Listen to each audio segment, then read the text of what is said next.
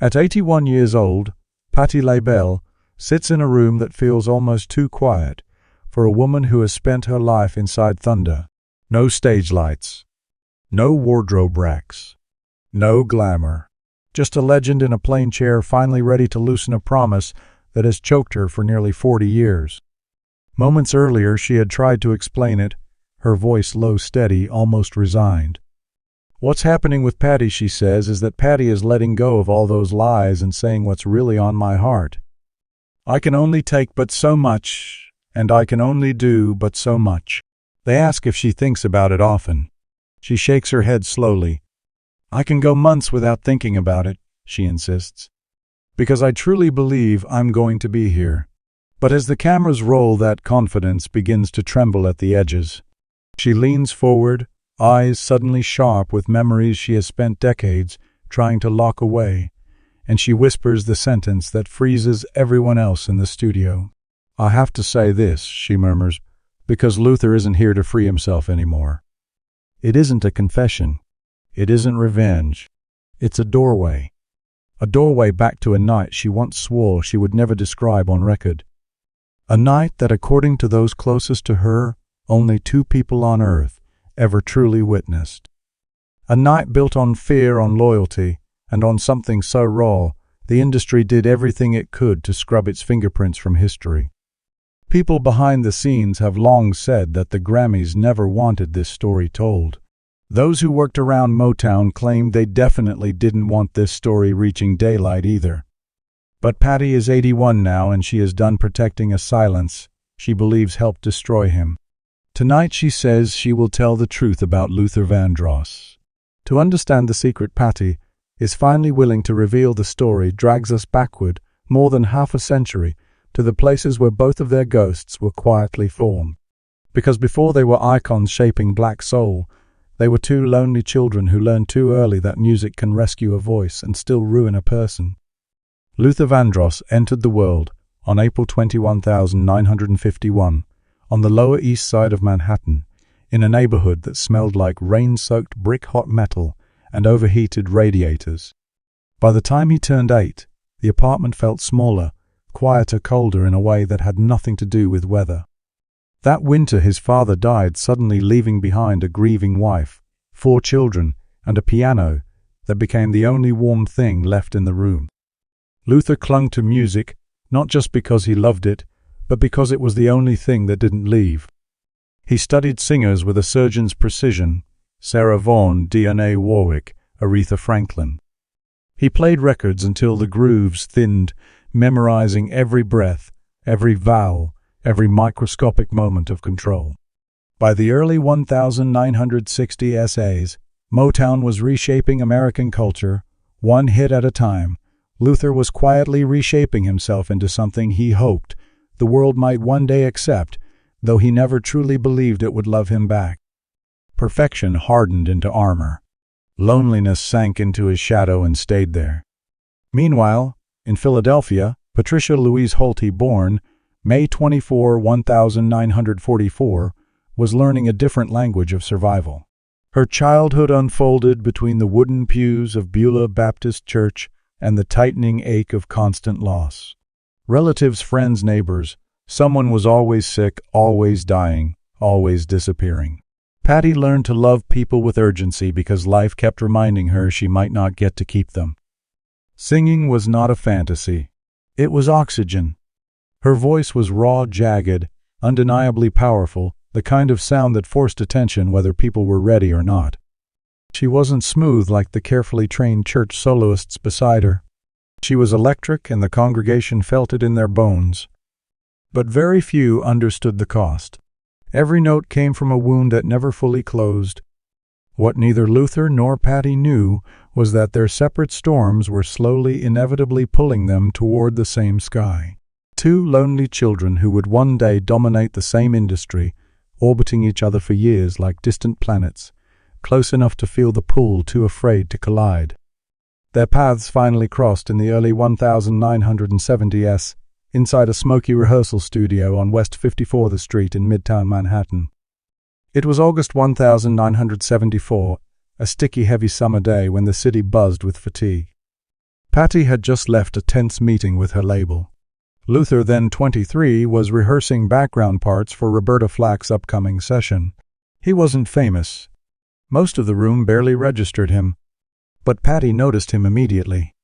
Not because he was confident, he wasn't. Not because he was loud, he barely spoke at all that day. She noticed him because of the way he stood in the corner, body, coiled shoulders, tight eyes glued to the floor until someone casually asked him to sing. When he opened his mouth, the air in the room shifted.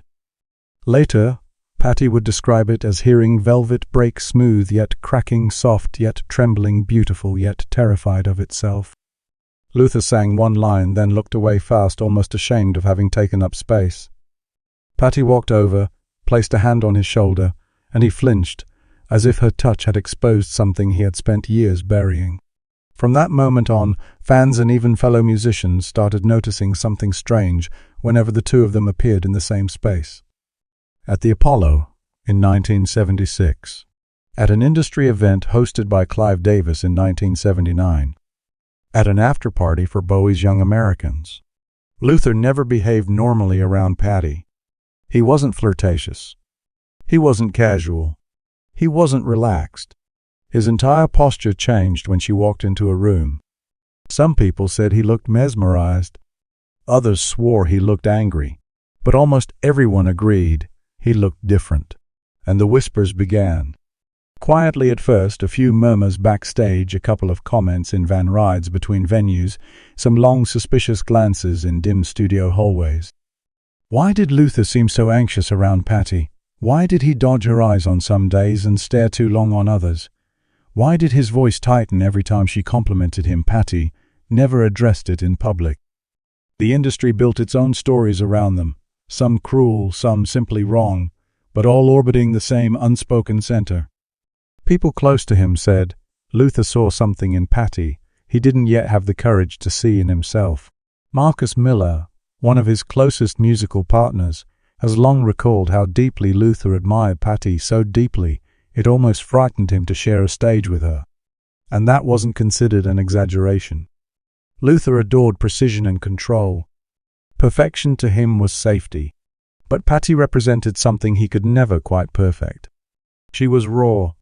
She was emotional. She was unfiltered and unafraid. She sang like someone who had already survived the worst. Luther, for all his genius, often sang like someone bracing for the worst to arrive tomorrow. Their energies clashed and then locked together at the same time. She embodied freedom. He embodied fear. And fear almost always gravitates toward the person who threatens to expose it. Patti admits now, at 81, that she sensed it immediately. I knew he wasn't happy, she recalls, not with judgment, but with a grief that still sounds fresh after all these years. She saw the sadness in the way he moved, the childhood loneliness, still wrapped around the grown man, the perfectionism that didn't look like ambition so much as punishment. And she noticed something else, something she never spoke of publicly until now. Every time Luther's eyes met hers, there was a question in them. Not about fame, not about success, but about whether someone like him deserved to be truly seen. That fragile, electric, unspoken connection is what leads directly into the night Patti has avoided describing for 4 decades. The night she is finally willing to bring into the light. The night that in her mind explains everything. The night that changed the way she looked at Luther Vandross forever. If the music industry ever had a rumor, it tried to hide beneath velvet curtains and polite smiles. It was this one. The idea that Luther Vandross, the perfectionist, the gentleman, the soft-spoken architect of 1980 R&B, was secretly jealous of Patti LaBelle. It didn't start in tabloid headlines. It started in whispers from people who watched them work. From producers sitting in the shadows of control rooms. From backup singers leaning against hallway walls. From soul forums years later, replaying grainy clips and dissecting every frame of every performance they ever shared. And it began long before Patti would even come close to admitting what she now edges toward at 81. The first visible spark, fans say, came on October 1, 1986, during a charity concert in Los Angeles. Luther and Patti were scheduled to do a If Only You Knew, and A House Is Not a Home, a pairing that felt almost too powerful for one stage. The moment Patti stepped into her opening note, the cameras caught something odd. Luther's fingers started tapping against the microphone, nervous, restless. His jaw tightened at the exact second a crowd erupted for Patti's entrance. To this day, fan communities still circulate freeze frames of that night circling the same instant in red. Luther glancing sideways at her, admiration in his eyes, laced with a flicker of something sharper, something harder to name. For years, fans claimed he couldn't stand hearing audiences call Patti the greatest female voice alive. The words weren't an insult to him, but the compliment aimed at her seemed to land on him like a bruise. People inside the business added their own observations. They said that whenever Luther and Patti shared a duet, he would instinctively pull back some of his own flourishes. Not, they insisted, because he wanted her to shine, but because he wanted to control how she shined. Musicians who played with him have long said that Luther sometimes nudged the key signatures lower so Patti couldn't soar as recklessly high. Engineers quietly reported that he requested very specific microphone blends, keeping their harmonies tighter, more contained, less explosive. It was never described as sabotage. It was described as fear disguised as musical discipline. His need to tame the chaos of a voice that didn't know how to be small. Some fans pushed the theory even further, whispering that Luther's jealousy wasn't the jealousy of rivalry at all. They said it was the jealousy of someone who cared too deeply, too silently. Not romantic love, according to those who were there, but the kind of emotional attachment that forms when two wounded souls mirror each other too closely. People who watched them up close said Luther adored Patti, almost worshipped her. But they also believed he resented the way she moved through the world without apology, without visible shame, without trimming herself down to fit anyone's comfort. In other words, they said Luther didn't envy her talent as much as he envied her freedom. And Patti, when asked about those rumors over the decades, always responded the same way. She smiled politely. She shifted the conversation. She laughed it off and said, "No, baby. Me and Luther were good." But now at 81, she no longer hides behind diplomacy. She says the line that rearranges the entire story. "He wasn't jealous of me," she explains quietly. "He was jealous of what I allowed myself to be, and he couldn't." People who loved Luther, people who toured with him and worked beside him, have echoed that same emotional fault line. Gladys Knight, who shared stages with him in the late 1980s, has described him as brilliant, sensitive, and terrified of letting anyone down. Dionne Warwick once admitted that Luther could be hurt by something as small as a whisper. And Aretha Franklin, who respected him deeply but also clashed with him in private, was known to say he feels everything 10 times deeper than anybody else. That was the context almost no one understood in real time. Luther wasn't jealous because Patti was better. He was jealous because Patti was brave. Brave in her voice, brave in her choices, brave in her mess, brave in her truth. All the things Luther, with his lifelong hunger for approval and safety, never truly believed he had permission to be. And that emotional collision, envy, fear, admiration, longing, created a tension between them that no one had the language to name. Not until now. For every rumor about Luther's jealousy, there was a quieter, harsher truth buried underneath it. Luther Vandross was profoundly, painfully alone. Not alone in the poetic sense. Alone in a way that shaped how he breathed, how he ate, how he slept, how he moved through every day of his life. Throughout the 1980s, as his fame exploded, never too much in 1981, Here and Now, in 1989, Luther walked the world in a body that he felt betrayed him in front of everyone. Reporters fixated on his weight. Headlines joked. Profiles praised him 1 month for slimming down, then mocked him the next when he gained it back. To the public, the fluctuations became spectacle. For a black male artist trying to survive inside a white-controlled industry, obsessed with image, that kind of scrutiny cut deeper than most people realized. It was said that before tours, Luther would starve himself, cutting down, shrinking, pushing his body into something closer to what the cameras demanded. Then when the shows ended and the hotel rooms went quiet, he would binge in secret. He avoided mirrors when he could. He ducked cameras between takes. He sidestepped interviews that edged too close to his insecurities. The world saw a polished icon in tailored suits and immaculate staging. Patti saw a man swallowing shame that was never his to carry. But the worst loneliness did not come from his reflection. It came from the questions he refused to answer. The ones about love, about relationships, about whether there was someone waiting for him at home. Whenever interviewers pushed, Luther smiled. He joked. He deflected with charm so smooth it felt like a rehearsed song. Now at 81, Patti finally says out loud what she always sensed in the spaces between his jokes. He didn't avoid talking about love because of scandal. He avoided it because love terrified him. He wasn't hiding a wild secret romance, she suggests. He was hiding the fear that he might be unlovable. That fear clung to him everywhere he went, even on nights that should have made him feel untouchable. Like the night of May 15, 1993, when he sold out Madison Square Garden. 22,000 people packed into the arena. Luther glided through his ballads with that velvet voice the world claimed as its own. Couples swayed in the aisles. Hands clasped. Grown men wiped tears from their faces as "A House Is Not a Home" echoed through the rafters. It was the kind of night most artists dream of once and never touch. On paper, it was perfect. But perfection is heavy, sometimes so heavy it breaks the person carrying it. The show ended at 10:44 p.m. The crowd spilled out into the New York night, buzzing, laughing, calling, cabs humming his melodies under their breath. Backstage assistants moved quickly, garment bags swinging bottled water, lined up congratulations flying in from every direction. Yet one door stayed closed longer than usual.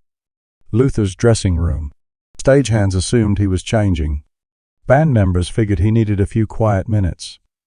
His manager believed he was just catching his breath. No one knocked. No one checked. Except Patti. She had watched the show from the wings, almost hidden, because no matter how complicated things became between them, part of her always felt responsible for him. Not as a rival.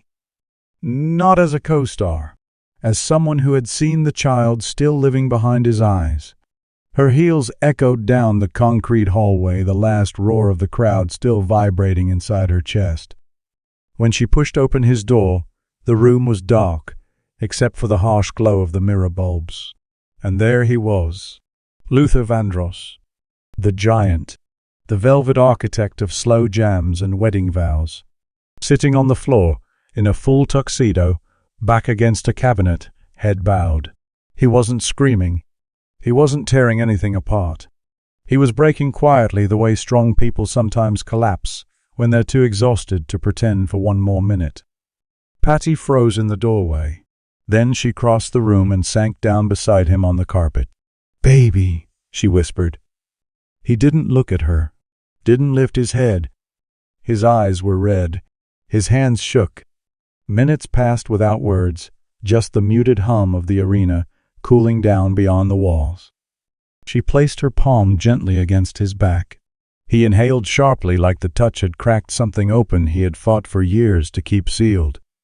And then, for what Patti remembers as the first and only time in his life, Luther Vandross told someone the truth he had hidden from the world.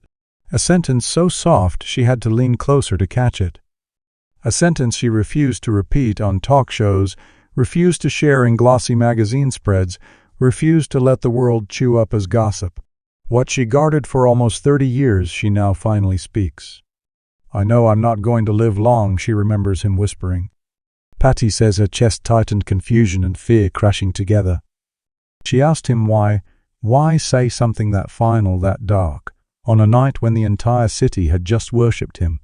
Luther finally looked up, eyes shining under the fluorescent light, and added the rest, "'Cause I feel myself disappearing. People don't see me. They see the voice." There was no scandal in that confession, no secret lover exposed, no shocking twist for tabloids to feed on. Just a man admitting a truth that had followed him since childhood. He did not believe he had the right to exist beyond what people expected him to give. Patti recalls him telling her he was tired. Not tired like someone who just finished a long show. Tired in his spirit. Tired of the pressure. Tired of the isolation. Tired of living inside a body he felt betrayed him. Tired of smiling through interviews. Tired of chasing perfection. Tired of performing strength he didn't actually feel. She held him that night in a dark dressing room at Madison Square Garden, while the cheers faded into the city outside, while in his own mind the greatest voice of a generation whispered that he felt doomed. She promised him she would never repeat that sentence.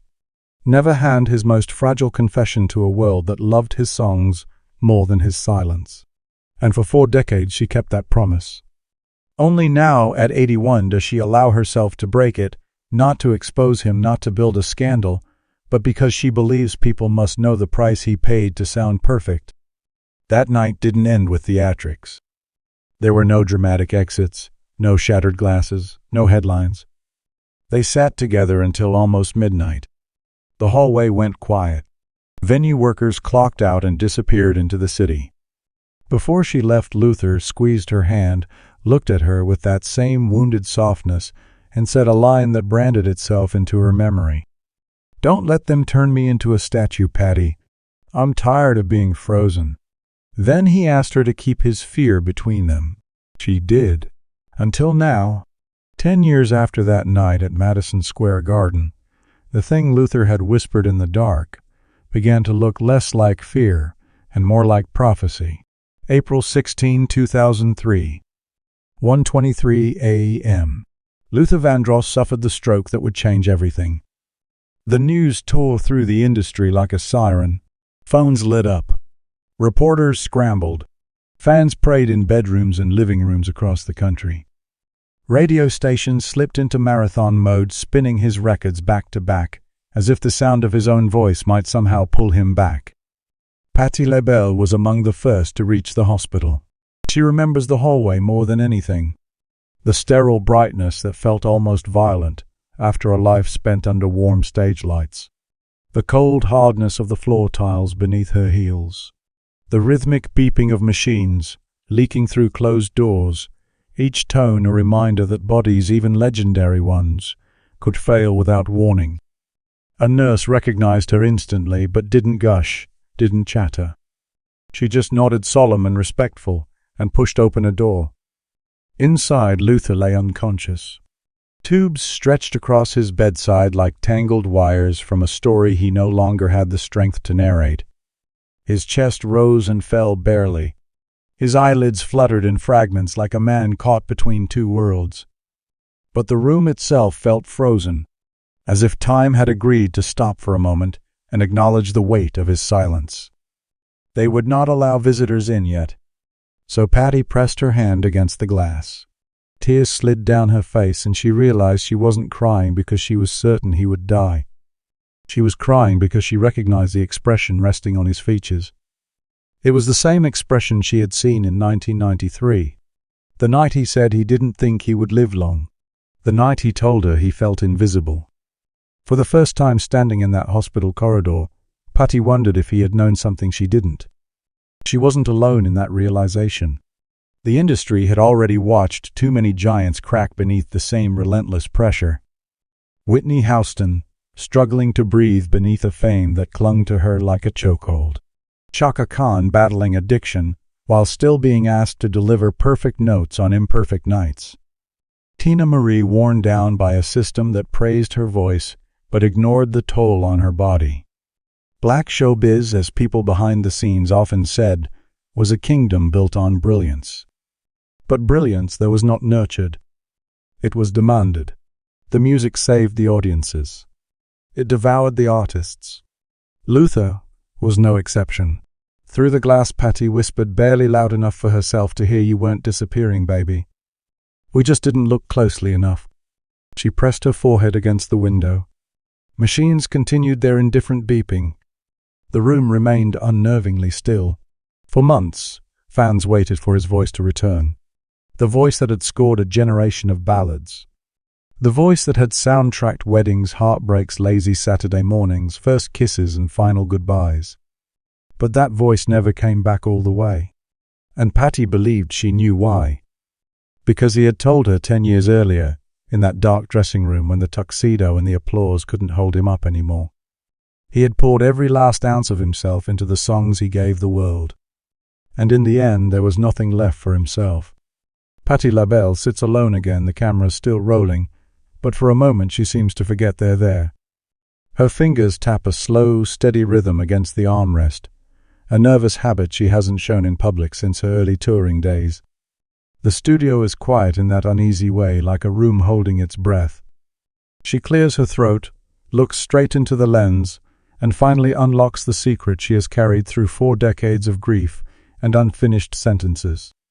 She starts with something almost no one expected her to admit. She feels responsible, not for Luther's career, not for his health, but for the silence he lived inside. She talks about that night at Madison Square Garden, the tuxedo rumpled on the floor, the exhaustion in his shoulders that felt heavier than the applause outside the tiny fragile sentence he let slip because he couldn't hold it any longer. At the time she thought it was just a moment of weakness. Now at 81 she understands it as a plea. Lou had fears I couldn't save him from, she says quietly. Her voice cracks, but she doesn't stop. She describes his walls, the way he hid behind arrangements so meticulous they felt like armor, the way he smiled through questions he desperately didn't want to answer, the way he brushed off concern with a laugh that always sounded just a shade too bright. Patti admits she didn't fully grasp what he was carrying until much later, until there was no time left to change it. She leans forward, eyes wet, and finally tells the world what she has only whispered to herself in the dark for years. He carried a loneliness that no stage, no award, no audience could reach, she says. It is not a dramatic confession crafted to shock viewers. It is a slow, heavy truth shaped by time, regret, and the ache of hindsight. She remembers seeing him backstage in 1993, a man millions adored sitting on the floor like a boy who had lost his way. She remembers the sentence he whispered. She remembers how fragile his voice sounded when he said he felt himself disappearing. What she did not do back then was tell the world that Luther's real fear wasn't death. It was erasure, the terror of fading out behind his own legend. Only now at 81 does she say it out loud. If I had spoken sooner, she murmurs, maybe he wouldn't have felt so alone. There is no accusation in her tone. No blame aimed at anyone in particular. Just sorrow. Sorrow for a man the world assumed was drowning in love, when in reality he received admiration, but rarely true intimacy. Luther belonged to everyone, the fans, the industry, the charts, the expectations. But most of the time he didn't belong to himself. Patti exhales slowly before delivering the line that no one expected to hear from her lips. Luther didn't die from a stroke, she says. He died from loneliness. She isn't rewriting medical history. She is naming the invisible thing she believes hollowed him out, long before his body failed. She explains that loneliness is not just silence. It is erosion, a slow, relentless wearing down. It is joy dissolving beneath obligation. It is the exhaustion of being perfect in a world that refuses to let you be human. It is giving every last drop of emotion to songs and finding nothing left for your own heart when the stage goes dark.